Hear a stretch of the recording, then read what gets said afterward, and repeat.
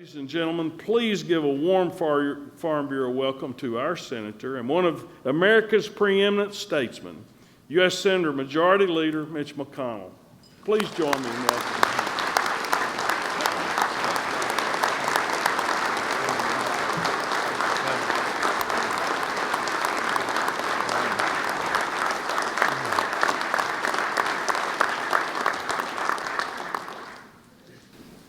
Well, thank you very much, Mark. It's great to be back here at this meeting, as I believe I have been virtually every time you've gathered in my time in the Senate. It's been my honor to be on the Agriculture Committee the entire time I've been in the Senate, and it's always been a focus of my work. And I always say, and I'll say again today, you're the one group that comes to town that I find I almost agree with 100% of the time on everything. So it's not hard to talk to people you agree with. It's a little more challenging for the others, but I'm grateful for what you do. And I thought what I'd do this morning, Mark, is start by pointing out what difference it made for the Senate to shift majorities. We had a number of problems, and about a year before the new majority, I laid out on the floor of the Senate what I thought some of our institutional challenges were. These are sort of the inside things that you don't necessarily notice. The Senate was completely broken. How do you measure something like that? Well, let me give you some examples. In all of 2014, the entire year, we had 15 roll call votes on amendments on the Senate floor. Now, you would think in a legislative body, the way you have an impact is to offer your ideas on bills. 15 in the entire year. For 4 of the last 5 years, the U.S. Senate had violated the law by not passing a budget. So just to get the place up and running again was the first challenge of the new majority. So I can tell you today, as we end the year, we've had over 200 roll call votes on amendments. We've passed a budget. The Senate is up and running and functional. Now, you deserve a lot more than that, but at the very least, we had to get the place up and running again, and that happened this year. It won't surprise you to know the Democrats like that too. There was one Democratic senator who was defeated last year up in Alaska who in an entire 6-year term never had a vote on an amendment on the Senate floor. And of course, it was a great argument for his opponent, who's now a United States Senator from Alaska in the majority. How inept are you? You've been there a whole 6 years and never even had a vote on an amendment. So it didn't work politically. I don't know I assume the strategy of the previous majority leader was to protect his members from casting bad votes. Well, he protected them from casting any votes at all. And it didn't work out too well for him. So we have divided government. I saw in the clip, David, you had a piece of me talking about divided government, and I'd just say again, Americans seem to like divided government. We've had it most of the time since World War II. The power's divided. So what do you think the American people are saying when they elect divided government? I think what they're saying is, okay, we know you guys have a lot of disagreements, but why don't you work on the things you can agree on? The things you can agree on and make progress. So as the new majority leader, number one, I wanted to open up the Senate, get it running again, and then I wanted to look for things that were worth doing, that we could get agreement on. So we passed the Iran Nuclear Review Act. The president wanted his deal with Iran to just be the two of them, without our involvement at all. We were able to get enough Democratic support to give the Congress an opportunity to react to the deal. The president still got his way. I think it was still a bad deal, but at least we got an opportunity to weigh in on it. Many of you have been involved in education, either as a teacher or as a school board member. I don't have to remind you of all the complaints about the No Child Left Behind bill that passed about 15 years ago. Next week, we'll pass a major rewrite of No Child Left Behind. That's elementary and secondary education that takes power away from Washington and sends it back to the states. And we were able to do it on a bipartisan basis. We were able to do it on a big enough majority to where the president couldn't veto it, or he could, but he knew it'd be overridden. Honestly, he's not terribly excited about the power moving away from him and out into the states. Thursday night was a big night in the Senate. Not only are we in the process of sending a repeal of Obamacare to the president, now we know he won't sign it, but we thought it was important for the American people to know that electing a new majority Congress made a difference, that we think Obamacare was the worst piece of legislation passed in the last half century.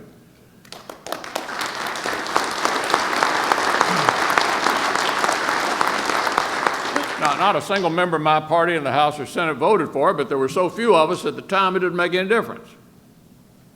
But as a result of it, there are a lot of us now. And more than any other issue, Obamacare has been the rebirth of the majority you see in the House, the biggest Republican majority since the 20s, the majority in the Senate. We have a record number of governors, just elected one in Kentucky. We have more state legislators than we've had in 100 years. Thank you, Mr. President. That's been the reaction. And the issue that began to convince the American people this administration was going in the wrong direction was Obamacare. So he will have a chance to have it on his desk. It'll be vetoed, it won't become law, but that tells you what could happen with a different president. We also Thursday night passed a multi-year highway bill. Now you'd think that'd be easy. But this is a 5-year, fully paid for highway bill. We haven't done that since 1998. Whole series of short-term fixes. 5-year highway bill. Trade Promotion Authority. A lot of Americans don't know what that is, but all of you do.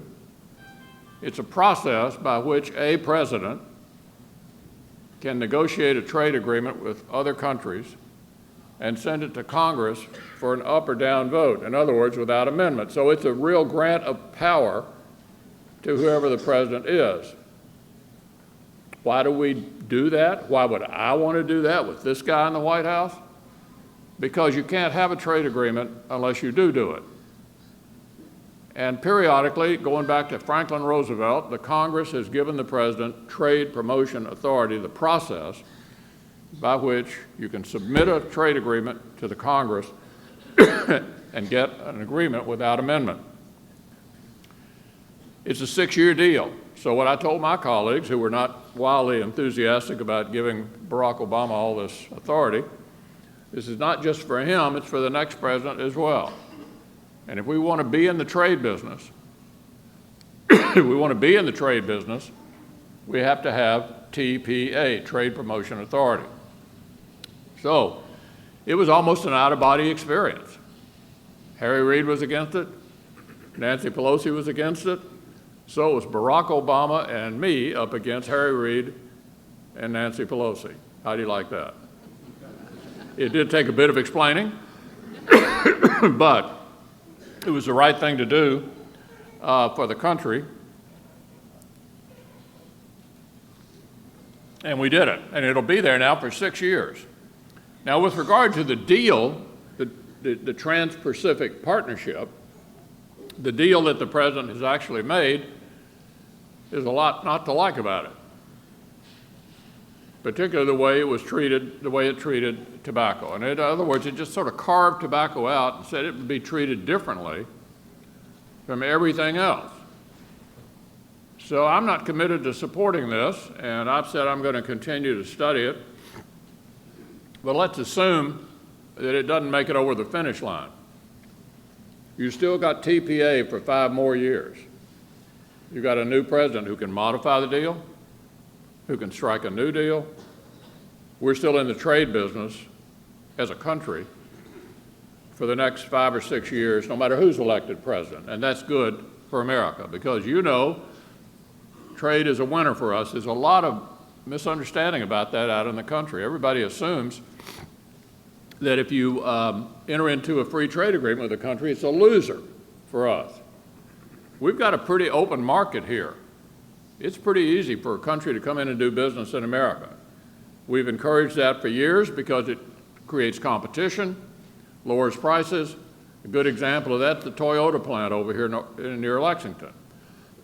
So we tend to benefit from these agreements because it knocks down barriers overseas. In fact, we have a significant trade surplus.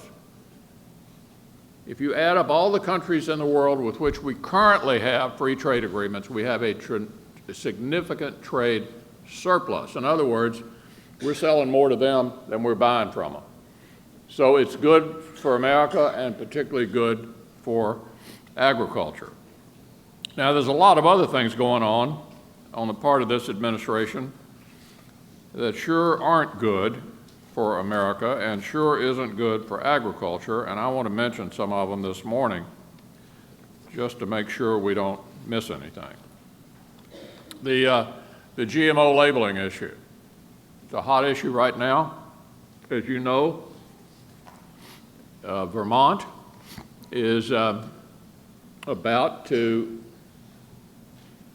require at the state level this labeling. I believe, and I suspect you believe, that this ought to be a voluntary thing. In other words, if a state thinks that having that kind of labeling actually sells more stuff, fine. But we ought not to be put in a position where it's mandatory. And what I'm worried about is, unfortunately, our friends on the Democratic side are not very helpful on this, and I can't tell you with any great certainty today how this is all going to play out. But we think this kind of labeling thing clearly ought to be voluntary. Country of origin labeling, I know there are differences of opinion, probably here in the audience, about that. But I bet there are no differences of opinion that we're not interested in having retaliation against our country. That could be bad for all of us. Waters of the U.S. Every puddle in America is potentially going to be regulated by these people. You know, I don't know who these people are the president found. I mean, you name the area, and they're over-regulating America. Healthcare, financial services, environmental protection. Look what they've done to the coal industry in southeastern Kentucky. Over at the FCC, they're trying to regulate the internet. Over at the NLRB, they're trying to redefine the American workforce. You know, we're fortunate here in Kentucky to be the headquarters of a number of successful fast food companies, Papa John's, Pizza Hut, KFC. The NLRB is trying to destroy the franchising model, completely rearranging the whole country's way of doing business. What does that get you? It gets you a 2% growth rate.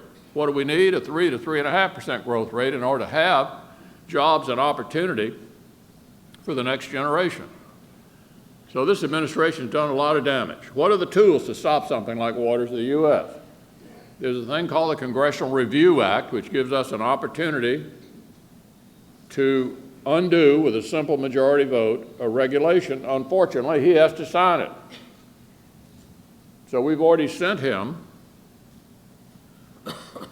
a measure to stop it, but we know he won't sign it. We've sent him a measure in the area of coal and the environment to deal with the new power plant regulations, the existing power plant regulations under the same process, but we know he won't sign it. You know where I'm headed here. If we want to stop this regulatory assault, we need a new president. And I'm not here to endorse anybody today, but I'm telling you, if we have the same kind of administration for the next 4 years that we've had for the last 8, none of this stuff's going to get undone. We're going to be stuck with it, and we're going to be in this tepid growth rate for years to come. So the election next year for who's the occupant of the White House is very important. I thank the president for the fact that we now have record numbers of Republicans at every other level of government in America. I'm grateful for that. But the presidency in our system is uniquely significant. Court appointments, regulations, the ability to sign or veto legislation.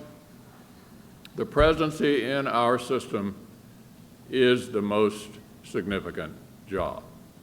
And so every night when I'm saying my prayers, I'm asking for an opportunity to have a president who has the same kind of vision of America that I believe people like you and me have.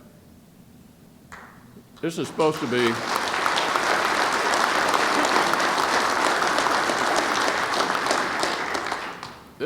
be a land of opportunity. And I run into successful people all the time who say, I couldn't have started this business. I couldn't have achieved what I achieved. I couldn't have hired as many people as I've hired if I had to start today, because of the government itself trying to micromanage every activity in our economy. I and others are working on, and I'm sure the candidates are working on, a long list of things that need to be undone. And a lot of it can be done by the president himself. So if we have a new president of a different persuasion, just as soon as he gets sworn in, my advice to him is to go into the Oval Office and start signing as many repeals of this stuff as he possibly can, and get them off the books, and give this country a chance to get up off its feet and get going and produce jobs and opportunity for all of our people. That's what we need out of the next president.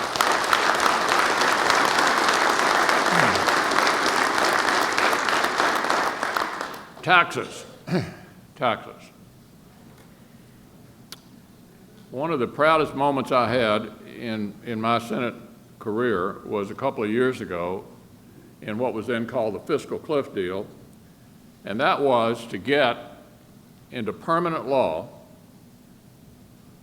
Now, no law is permanent, you're thinking, but permanency is important in trying to establish a measure, because to make it something other than permanent, it has to pass the House and Senate and be signed by the president.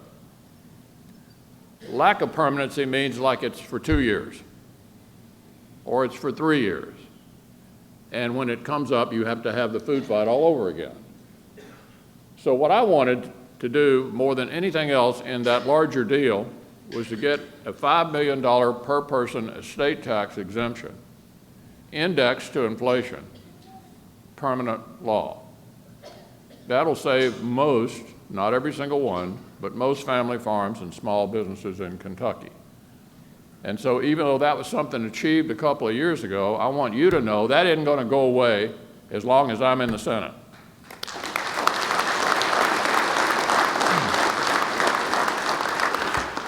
Now, we do have a number of these tax provisions that are important to you that we do periodically.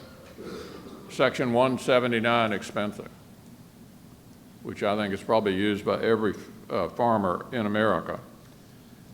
We're in the process right now, over this last week, in trying to put together what we call in Washington speak the extender package. In other words, a bunch of tax relief. And we're trying to negotiate with the Democrats to get permanency, as opposed to a couple of years, permanency on some of these things that are important to all of you. I can't tell you today how that's going to turn out. We'll probably know in a week or 10 days. But I'd love to get permanency for Section 179 so we don't have to go back to this every couple of years and wrestle with them all over again. So that gives you kind of a summary of the major things that we're working on right now. Let me just close with this. We got a big decision to make here. What kind of country do we want to have? You know, no matter when your ancestors came to the United States, the chances are they came for only one reason. One reason. Opportunity. The chance for a better life. Because wherever they were, in whatever part of the world, those advantages were not possible. So they had enough gumption to get up and go to another country. Many of them didn't even speak the language when they got here. But they weren't coming here for security, they were coming here for opportunity. And the core of America for 200 years has been, this is the place where you can realize your dreams. And I spend a lot of time with young people, and I always tell them, in this country, there's only one way to fail.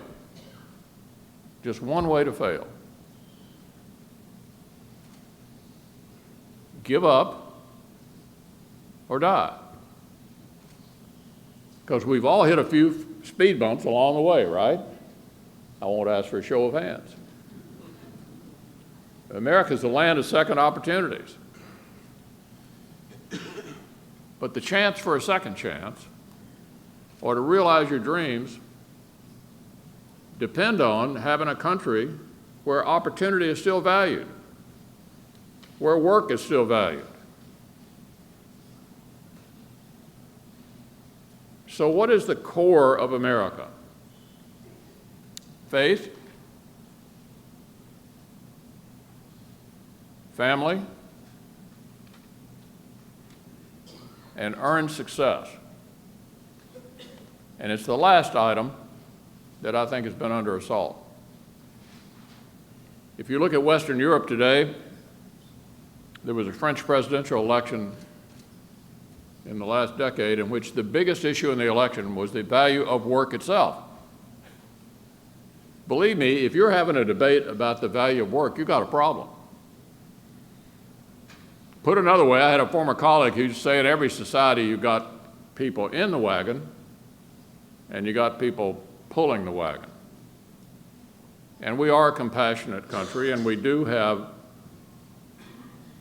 a floor that we try to prevent people from falling beneath. But if you ever put too many people in the wagon, my friends, and can't pull the wagon, then you've got a country where there's no opportunity, no chance to realize your dreams. And if you look at a lot of Western Europe today, what do you see? Big debts, big taxes, and no growth, and no opportunity. We don't want to ever let that happen here. And I believe in the last 7 years, we put a lot of people in the wagon. We've got a very slow economy.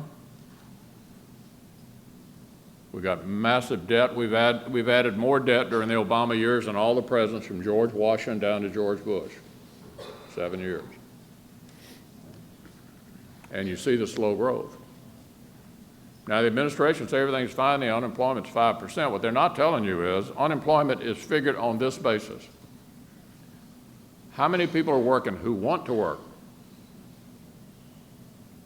My wife used to be Secretary of Labor. That's called the labor participation rate. The labor participation rate is what it was in the Carter administration, but the country's a lot bigger. So unemployment's not 5%. It's probably twice that. And no effort to try to convince everybody that everything is just lovely squares with the facts. So having said all that, I am optimistic and upbeat that we'll fix this.